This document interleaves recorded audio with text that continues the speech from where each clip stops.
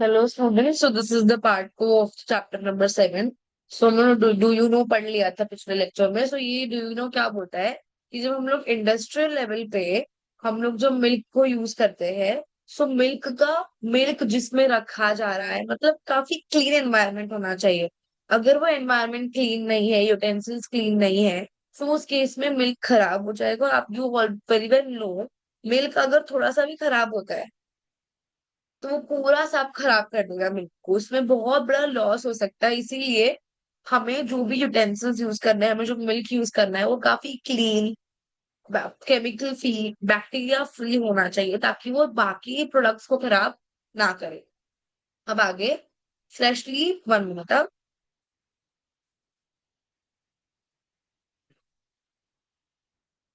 There is one,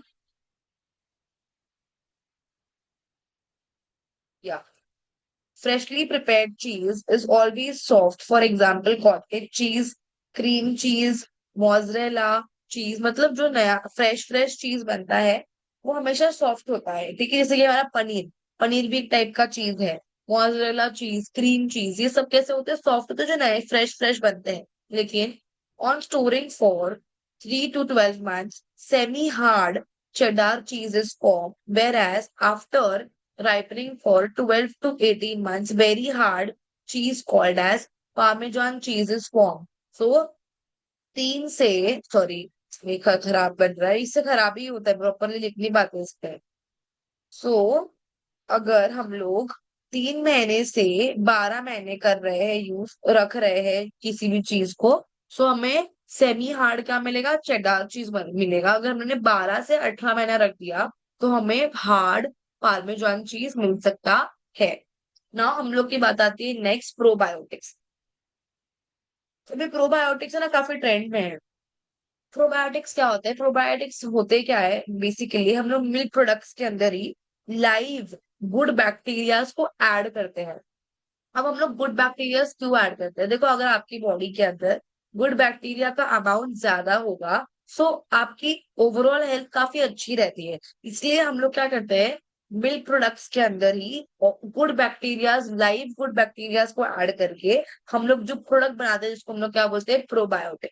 अब होता क्या है, किसी केस में आपकी पता है लूज मोशन होते हैं, बहुत बीमार हो जाते हैं हम लोग, तो डॉक्टर हम लोगों को एंटीबायोटिक प्रिस्क्राइब करता है. अब एंटीबायोटिक क्या करता है ना, सारे बैक्टीरिया मार देता है, whether it is good bacteria और it is a bad bacteria. वो सारे ही बैक्टीरिया को मार देता है. सो उस केस में हमारे बॉडी के जो गुड बैक्टीरिया थे वो तो चले गए.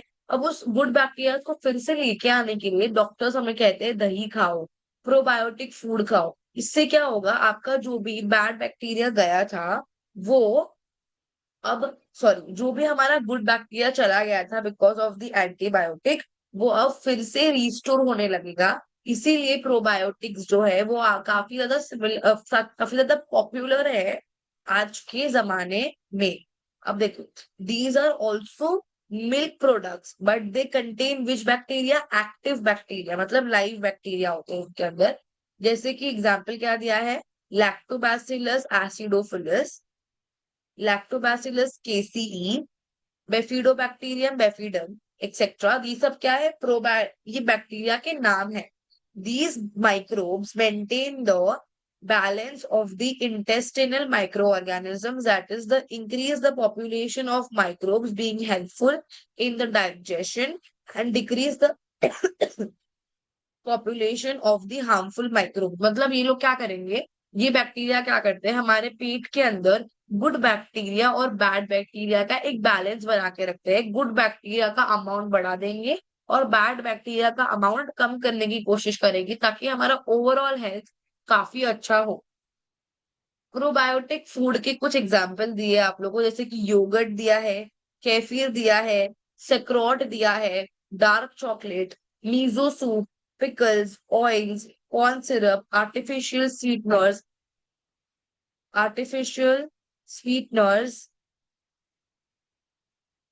1 minute, 1 minute, sorry. So 1 minute. हाँ. कुछ आपको एग्जाम्पल्स दिए हैं ऑफ प्रोबायोटिक्स. प्रोबायोटिक्स, या जैसे कि yogurt, kefir, sauerkraut, dark chocolate, miso soup, pickle oils, corn syrup, artificial sweeteners, micro algae जैसे कि sea foods like spirulina, chlorella, blue green algae, ये सब आपके क्या है, प्रोबायोटिक्स के कुछ टाइप से, मतलब ये अगर आप लोग खाएंगे तो आपके पेट में गुड बैक्टीरिया का अमाउंट बढ़ सकता है। आपको जो क्वेश्चन आएगा वो इस पैराग्राफ से आ सकता है कि प्रोबायोटिक फेमस क्यों है।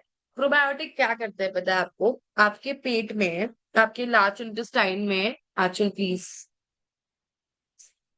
आपके लार्ज इंटेस्टाइन में क्या करेंगे ये लोग, गुड बैक्टीरियाज का पॉपुलेशन इंक्रीज करने का काम करते हैं, ताकि क्या होता है ना, वो बैड बैक्टीरिया का पॉपुलेशन कम कर दे, जिससे कि आपका जो हेल्थ है वो मेंटेन रहे। अब देखो, अगर आपके बॉडी में बैड बैक्टीरियाज रहेंगे तो वो लोग क्या करेंगे पता है, वो लोग जो भी न्यूट्रिशन हम खा रहे हैं वो लोग खुद वो पहले से ले लेंगे और अपना पॉपुलेशन इंक्रीज करेंगे, ताकि वो आपके इम्यून सिस्टम पे अटैक कर सके।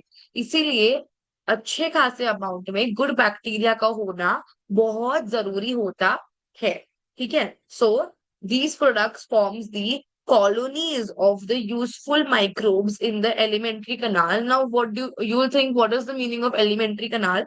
आपके माउथ से लेकर जहां से आपका खाना बाहर जाता है, ठीक है, वो पूरा जो रास्ता है डाइजेस्टिव सिस्टम का, उसको हम लोग एलिमेंट्री कैनाल बोलते हैं। सो उस एलिमेंट्री कैनाल के अंदर गुड बैक्टीरियाज के अमाउंट को, गुड बैक्टीरियाज की ग्रुपिंग को इंक्रीज करने में ये काम करता है, improve resistance and lower the ill effect of the harmful substances form during the metabolic activities. मतलब आपके जो ओवरऑल पूरे दिन में बहुत सारे रिएक्शंस आपके बॉडी में होते हैं, उसका कोई भी नेगेटिव इफेक्ट आपको ना हो, इसका भी ख्याल कौन करता है, गुड बैक्टीरिया करते हैं। Useful microbes become inactive due to antibiotics, probiotic make them active again. मैंने समझाया था आप लोगों को ये पॉइंट भी, कि एंटीबायोटिक्स खाने की वजह से आपके गुड बैक्टीरिया भी मर जाते हैं। जब आप लोग प्रोबायोटिक्स लेते हो, सो आपके जो प्रोबायोटिक है वो क्या करेंगे, गुड बैक्टीरियाज का पॉपुलेशन फिर से इंक्रीज करेंगे, ताकि आपका इम्यून सिस्टम फिर से स्ट्रांग हो सके। So this was all about your probiotics. Now we are talking about the bread. अब मैं आपको ब्रेड पढ़ाने से पहले आपको मैं एक चीज समझा देती हूँ। ब्रेड में ना हम लोग डालते हैं ईस्ट। अब ईस्ट जो है ना वो कार्बन कंपाउंड, मतलब शुगर, ग्लूकोज और फ्रुक्टोज, वो उसके लिए खाना होता है ईस्ट के लिए। जैसे ही उसको शुगर मिल जाता है वो क्या करता है, शुगर को खाता है और दो चीज बनाता है, एल्कोहल बनाता है और कार्बन डाइऑक्साइड बनाता है। सो जो कार्बन डाइऑक्साइड बनती है डो के अंदर, ब्रेड के डो में, वो कार्बन डाइऑक्साइड ब्रेड को फ्लफी होने में काफी मदद करती है। सो आपको इस ब्रेड के पूरे पैराग्राफ में इतना ही पूछेंगे कि हम लोग अगर ब्रेड फ्लफी क्यों हो जाती है, स्पॉन्जी क्यों होती है, और कंप्रेस्ड ईस्ट यूज करने से ब्रेड में कैसे न्यूट्रिशनल बेनिफिट्स ऐड होते हैं, ये हम लोग को दो क्वेश्चन आ सकता है इस पैराग्राफ के अंदर से। So I hope you should be prepared with it. अब देखो यहाँ पे क्या बोला है, different types of bread are produce from the flour of cereal. Cereals का मतलब क्या होता है, आप लोगों को गेहूं, चावल, ज्वार, रागी, बाजरा, ये क्या होता है, सीरियल्स होते हैं जिससे हम लोग डिफरेंट डिफरेंट टाइप का ब्रेड बनाते हैं। Dough is form by mixing of the baker's yeast. हम लोग क्या बनाते हैं, आटा लगाते हैं, मतलब आटा बनाते हैं with the help of bakers yeast called as saccharomyces cerevisiae, water, salt and other necessary materials with the flour. Due to fermentation of the carbohydrates by the yeast, sugar is converted into the carbon dioxide and ethanol. अब मैं आप लोगों को यहाँ पे एक point बताती हूँ, 1 minute, with the help of a board I will teach you this. I will just see if I am able to bring a board your.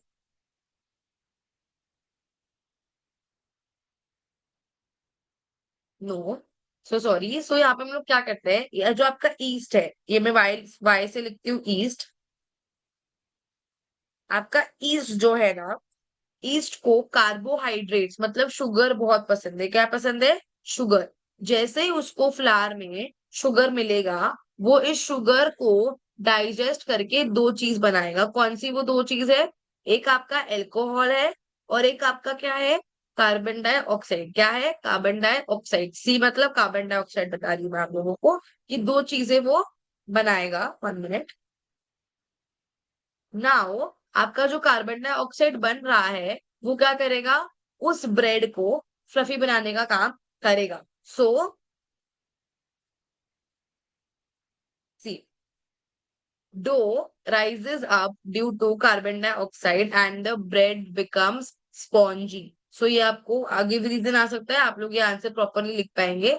अब देखो, कंप्रेस्ड ईस्ट से अगर कम, देखो दो टाइप की ईस्ट आती है, एक्टिव ड्राई ईस्ट और एक होती है कंप्रेस्ड ईस्ट। अगर हम लोग कंप्रेस्ड ईस्ट से अगर हम लोग ब्रेड बनाते हैं तो वो ब्रेड न्यूट्रिशनल हो जाती है। क्यों? क्योंकि कंप्रेस्ड ईस्ट में सब होता है, कार्बोहाइड्रेट होता है, फैट होता है, प्रोटीन होता है, विटामिन होता है, मिनरल्स होता है, जिसकी वजह से वो सारे जो न्यूट्रिएंट्स है वो हमारे ब्रेड में चले जाएंगे और उसकी वजह से हमारा जो ब्रेड है वो न्यूट्रिशियस बनेगा। इसलिए आपको क्वेश्चन आता है, why does the bread made with a compressed east more nutritious? Because compressed east में पांचों न्यूट्रिएंट्स होते हैं और जो उससे अगर यूज करके अगर हम लोग डो बनाएंगे तो सारे न्यूट्रिएंट्स हमारे ब्रेड में चले जाएंगे और हमारा ब्रेड भी क्या बनेगा, न्यूट्रिशियस बन जाएगा। देखो, compressed yeast is used in the commercial bakery industry. It is available in the dry granular form for the domestic use. मतलब पता है वो पाउडर के फॉर्म में होता है फॉर द नॉर्मल यूज, लेकिन अगर आप लोग इंडस्ट्री में यूज करते हो तो इसका प्रॉपर एक पूरा ब्लॉक आता है, ब्लॉक किसका, कमर्शियल ईस्ट का। ठीक है, east produce for commercial use contains various useful contents like carbohydrate, fat, protein, various vitamins and minerals. Due to this, bread and other products formed with the help of these become nutritive. Ingredients like vinegar, soya sauce, monosodium glutamate, Ajinomoto that are used in presently popular Chinese food are formed by the microbial fermentation. मतलब क्या, हम लोग ये जो product के नाम लिखे हैं इनको भी हम लोग माइक्रोब्स के हेल्प से पहले सड़ाते हैं और फिर जाके ये प्रोडक्ट्स बनते हैं। सो यहाँ पे मैंने आप लोगों को ब्रेड का कॉन्सेप्ट कंप्लीट कर दिया है। Moving moving on towards the vinegar production. Vinegar क्या होता है, किससे बनता है, ये सब हम लोग अभी समझने वाले हैं। सो देखो, vinegar is used in each country of the world to impart sourness मतलब खटास to food products and for the preservation of pickle, sauce, ketchup, chutneys. So हम लोग हर कंट्री में विनेगर का अपना अपना यूज है ताकि वो खाने में खटास दे सके, खाने का शेल्फ लाइफ को इंक्रीज कर सके, प्रिजर्व कर सके खाने को, उसलिए हम लोग क्या यूज करते हैं, विनेगर को यूज करते हैं। विनेगर जो है वो केमिकली क्या होता है, एसिटिक एसिड। क्या होता है, एसिटिक एसिड। और उसका केमिकल फॉर्मूला क्या होता है, CH3COOH। क्या लिखा है यहाँ पे, 4% एसिटिक एसिड। मतलब अगर आपका 100 ml का विनेगर है तो उसमें जो 4% है, सिर्फ 4% ही आपका एसिटिक एसिड होगा और बाकी जो भी है वो वाटर और अदर चीजें होती है। So vinegar is 4% acetic acid, CH3COOH। ठीक है, नाउ इथेनॉल। इथेनॉल एक टाइप का एल्कोहल होता है, an alcohol obtain by the fermentation of carbon compounds like fruit juices, maple syrup, sugar molasses, starch of the roots with the help of the yeast Saccharomyces cerevisiae। अब देखो, east जो है, simple याद रखो, east को ना sugar type, sugar compounds बहुत पसंद है और उसको हम लोग क्या बोलते हैं, कार्बन कंपाउंड। अब जो कार्बन कंपाउंड है ना, अब जो भी चीज मीठी है उसमें कार्बन कंपाउंड बहुत ज्यादा है। अगर आप कोई मीठी चीज के अंदर ईस्ट डाल देते हो तो ईस्ट क्या करेगा, उसके अंदर की शुगर को खुद खा लेगा और दो चीज बनाएगा, एल्कोहल एंड कार्बन डाइऑक्साइड। उस इसके इसके अंदर हम लोग इथेनॉल, इथेनॉल जो भी एक टाइप का एल्कोहल है उसको हम लोग ईस्ट के मदद से ही बनाते हैं। हम लोग क्या करते हैं, फ्रूट जूस लेते हैं, मोलासेस लेते हैं, बहुत सारे डिफरेंट डिफरेंट चीजें लेते हैं, इसके अंदर हम लोग ईस्ट डाल देंगे। ईस्ट क्या करेगा, उस प्रोडक्ट्स के अंदर प्रेजेंट कार्बन कंपाउंड को डाइजेस्ट करके एल्कोहल बना के देगा, जिसका नाम उन्होंने क्या रखा है, इथेनॉल। इथेनॉल जो है वो बहुत डिफरेंट डिफरेंट जगहों पे यूज किया जाता है आज की तारीख में भी। इथेनॉल के बारे में डिटेल में हमने 9th स्टैंडर्ड में ऑलरेडी पढ़ा है। Now mixture of bacterial strains like Azotobacter and Glucanobacter is mixed with the ethanol for the microbial degradation। इसका क्या मतलब है, अगर आपको कोई चीज को जल्दी से सड़ाना है तो हम लोग उसके अंदर क्या करते हैं, एजेटोबैक्टर और ग्लूकेनोबैक्टर इथेनॉल में मिक्स करके यूज करते हैं ताकि कोई भी चीज जल्दी से सड़ने लगे। ठीक है। Acetic acid and other by products are form through it, मतलब क्या, इस केस के अंदर जब हमारा इथेनॉल बनता है उस केस में और भी डिफरेंट डिफरेंट एसिड्स बनते हैं, लेकिन वो हमारे काम के नहीं होते हैं। अब देखो, acetic acid is separated from the mixture by refraction। हम लोग क्या करते हैं, इस पूरे मिक्सचर में से एसिटिक एसिड को, एक प्रोसेस होता है जिसको हम लोग बोलते हैं रिफ्रैक्शन, इसके थ्रू हम लोग अलग करते हैं। अब acetic acid is bleached with the help of potassium ferrocyanide. Potassium ferrocyanide के थ्रू हम लोग उस एसिटिक एसिड को ब्लीच करते हैं ताकि उसका कलर व्हाइट हो जाए। Then it is pasteurised and finally very small quantity of sulphur dioxide gas is mix with the vinegar. अब देखो हम लोग क्या कर रहे हैं, पहले हम लोग इथेनॉल बनाएंगे। जब हम लोग इथेनॉल बनाते हैं उस टाइम पे कुछ अमाउंट में एसिटिक एसिड भी बनता है, जिसको हम लोग इथेनॉल से अलग करते हैं with the process called as refraction. एक बार उसको अलग करने के बाद में हम लोग पोटेशियम फेरोसाइनाइड के थ्रू आपके एसिटिक एसिड को ब्लीच करते हैं, लास्ट में उसको पास्चराइज करते हैं, और उसके अंदर क्या, सल्फर डाइऑक्साइड करके एक गैस है, उसको मिक्स करेंगे, तब जाके आपका क्या बनता है, विनेगर बनता है। सो ये पूरा प्रोसेस है उसका। ठीक है। अब ना हो, next is soya sauce. Soya sauce is formed by the fermentation of mixture of flour of rice or wheat and soya bean with the help of fungus called as Aspergillus ओरिजाइल। तो इसका क्या मतलब है, सोया सॉस जो है वो हम लोग व्हीट, चावल या सोयाबीन के आटे को, एक फंगी है एस्परगिलस ओरिजाए, इसके साथ में मिक्स करके हम लोग उसको सड़ने के लिए रख देते हैं। जब वो बहुत फर्मेंट हो जाता है तब जाके आपका क्या बनता है, सोया सॉस। तो यहाँ पे लिखा है soya sauce is produced by the fermentation of the mixture of flower of wheat और राइस एंड सोयाबीन। मतलब क्या, व्हीट और राइस में से कोई एक होगा और सोयाबीन होगा, इसको जब हम लोग मिक्स करके इसमें फंगी डालते हैं जिसका नाम क्या है, एस्परगिलस ओजिराए ओरिजाए, और उसको जब हम लोग फर्मेंट होने के लिए लगते हैं तो जो सिरप बनता है उसको क्या बोलते हैं हम लोग, सोया सॉस। नाउ आपका जो ये टेबल है वो एग्जाम के पॉइंट ऑफ व्यू से बहुत इंपॉर्टेंट है। आपको ये पूरा टेबल लर्न करना है कि कौन से फ्रूट में हम लोग कौन सा माइक्रोब यूज करते हैं और इससे हम लोग कौन सा बेवरेज बनाते हैं। ये पूरा आप लोगों को टेबल लर्न करना पड़ेगा, इसका कोई अलग ऑप्शन है नहीं। So I feel I am going to end this lecture your, and in the next lecture we will start with the microbial enzyme. अब आप लोग का ज्यादा पार्ट रह गया नहीं है इस चैप्टर के अंदर। So I hope this chapter will finish in more 3 or 4 lectures।